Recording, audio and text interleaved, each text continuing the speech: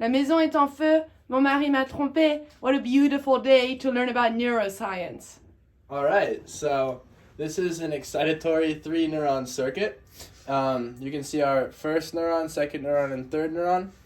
And we're going to start with cell 1, or the presynaptic neuron in this scenario here.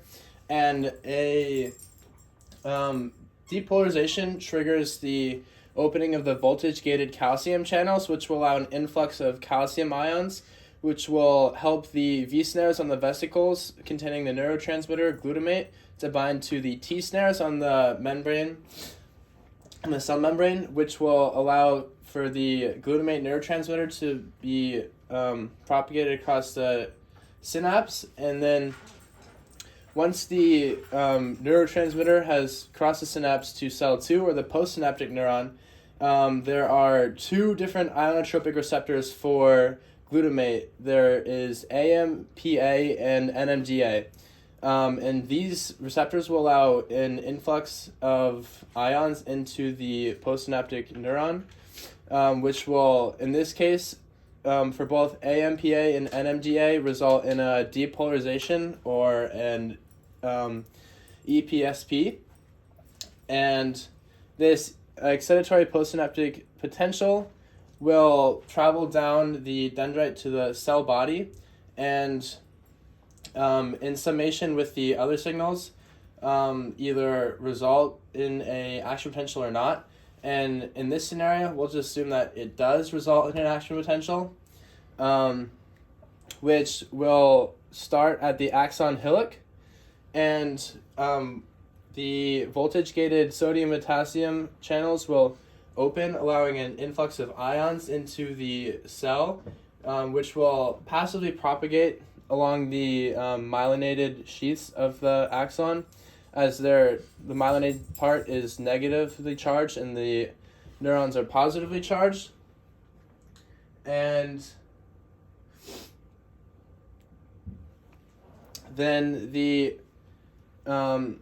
so the ions will propagate along the myelin sheath until they hit the next node of Ranvier, in which another action potential will occur, and more ion channels will open, which is called saltatory propagation, and this will occur all the way until the axon terminal.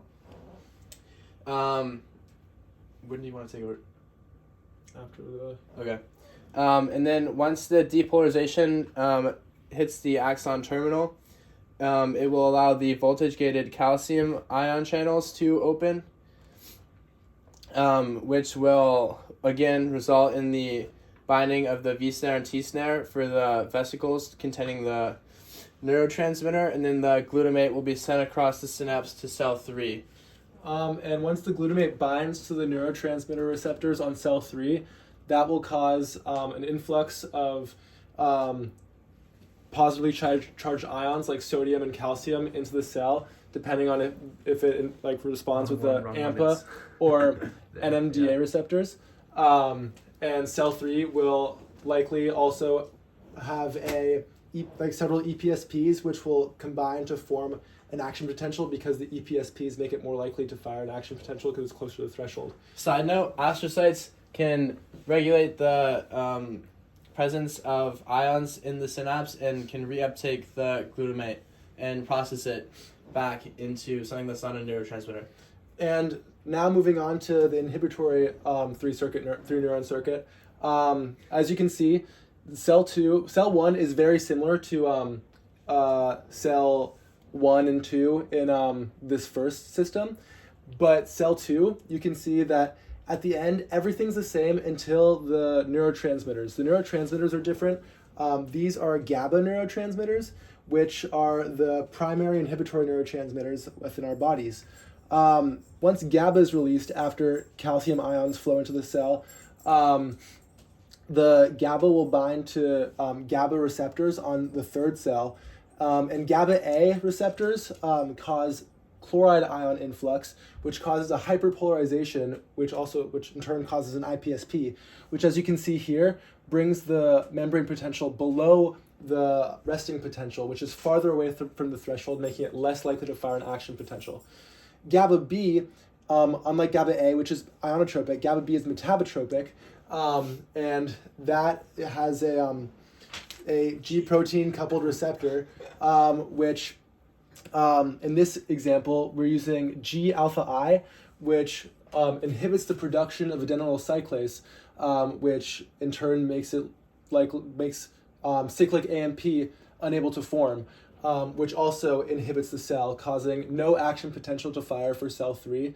And astrocytes in this sense will also reuptake GABA, and the GABA can also be reuptaken by cell 2. And ultimately, you would not see any neurotransmitter release from neuron 3. Whereas in neuron 3 of the excitatory circuit, you would see neurotransmitter release.